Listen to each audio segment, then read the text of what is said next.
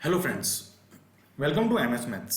In this video we are going to discuss about a theorem एबे sign conditions. हम यहाँ पे एक इंपॉर्टेंट कंडीशन पढ़ रहे हैं या फिर एक थ्योरम भी इसको कह सकते हैं फॉर ज्योमेट्रिकल ऑप्टिक्स। तो यहाँ से देखते हैं कि एबे साइन कंडीशन है जो क्या है बेसिकली। तो सबसे पहले इस कंडीशन को हम प्रूव करते हैं और फिर समझते हैं कि इसका जो है वो इसको प्रूफ कैसे किया जाता है या फिर जो कंडीशन है वो क्या है। तो फर्स्ट हमको यहां से यूज करना है as we know the value the formula of transverse magnification जो होता है यहाँ पे बात करते हैं। तो यहाँ पे हम लिखते हैं वी नो दैट अगर हम यहां से लिखें कि जो हमारा जो ट्रांसवर्स मैग्निफिकेशन है वी नो दैट द यहां से लिखेंगे ट्रांसवर्स मैग्निफिकेशन। इसको हम हिंदी में अगर बात करें तो उसको कहते हैं अनुप्रस्थ जो आवर्धन क्षमता है, अनुप्रस्थ आवर्धन क्षमता वो किसके इक्वल होती है। इसको हम m से डिनोट करते हैं। ये y2 जो y2 अपॉन y1 हो जाएगा size of image upon size of object, और इसको हम जो एक फॉर्मूले से भी डिनोट करते हैं म्यू की फॉर्म में। यहां से हो जाएगा μ1 अपॉन μ2 इंटू ये हो जाएगा v upon u। This is our equation number 1।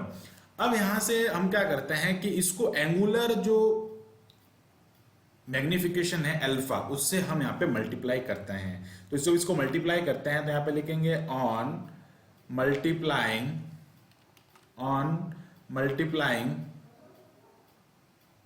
By alpha. Alpha जो है वो यहाँ पे हम कहेंगे एंगुलर मैग्निफिकेंस है। ओके, अब एंगुलर मैग्निफिकेंस से इसको मल्टीप्लाई करते हैं तो ये हो जाएगा y2 upon y1 into alpha is equal to μ1 upon μ2 into v upon u into ये हो जाएगा अल्फा। अब अल्फा का जो फॉर्मूला होता है वो हम यहाँ पे बता देते हैं कि अल्फा होता है tan θ2 upon tan θ1।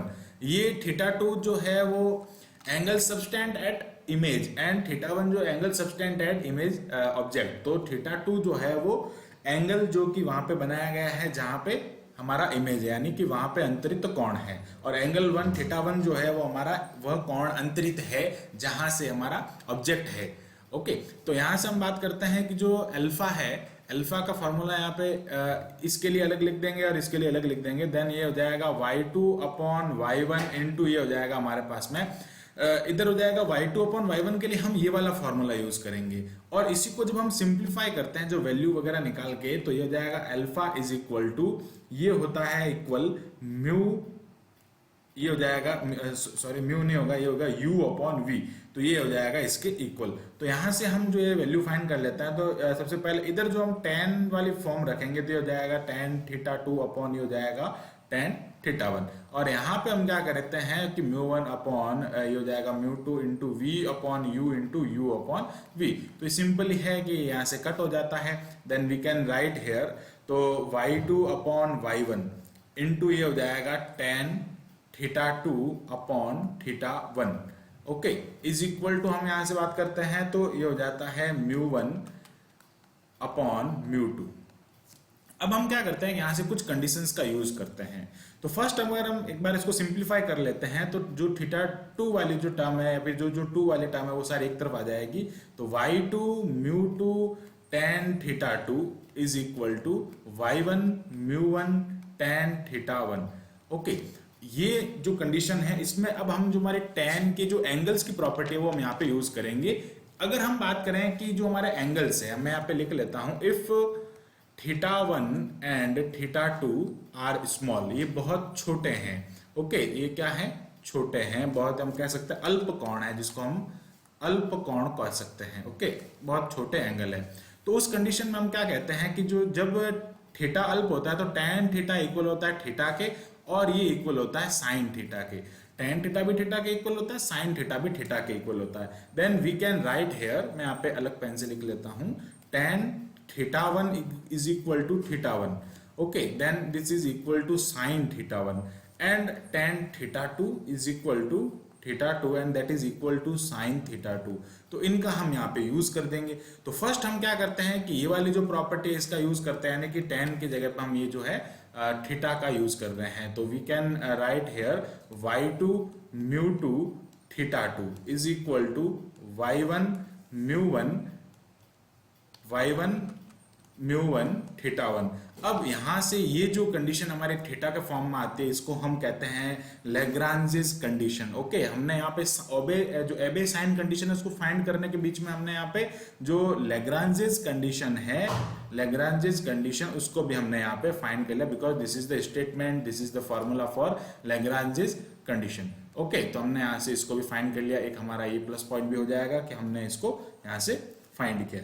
That is, हम यहाँ पे आगे बात करते हैं कि हमारा जो मेन टॉपिक है साइन वाला, वो हम कैसे फाइंड करेंगे। अब सिंपली यहाँ पे क्या कर देंगे, ये वाली जो वैल्यू है उसको पुट कर देंगे, तो ये वाली वैल्यू है तो उसको पुट कर देने पे क्या आ जाएगा हमारे पास में y2, ये हो जाएगा y2 μ2 θ2 की जगह पे हम क्या रख सकते हैं sin θ2, then we can write here sin θ2 is equal to यहाँ पे क्या हो जाएगा y1 μ1 sin θ1। तो इस कंडीशन को हम कहते हैं एबे साइन कंडीशन। एंड यहाँ से हम थोड़ा इसको सिंप्लीफाई और भी कर सकते हैं, तो सिंप्लीफाई करें तो ऐसा लिख सकते हैं sin θ2 upon sin θ1 is equal to, ये हो जाएगा यहाँ से y1 μ1 upon y2 μ2। That is the Abbe sine condition, Abbe sine condition. इसको हिंदी में कहते हैं, मैं यहाँ पे लिख लेता हूं, इसको हिंदी में कहते हैं एबे ज्या शर्त। ओके, यहां पे इसको कहते हैं एबे ज्या शर्त। तो इस टाइम में हमने जो यहां से एक इंपोर्टेंट थ्योरम है, इंपोर्टेंट हम कह सकते हैं एक कंडीशन है, उसके बारे में पढ़ा है। इसका यूज हम न्यूमेरिकल्स वगैरह में कर सकते हैं, जो कि यहाँ से साइंस जो साइन की फॉर्म में इस वाले फॉर्मूलों को हमारा कन्वर्ट करता है। सो आई होप आपको ये वीडियो समझ में आया होगा, डेरिवेशन समझ में आया होगा। So thanks for watching this video, keep watching MS maths and subscribe the channel MS maths.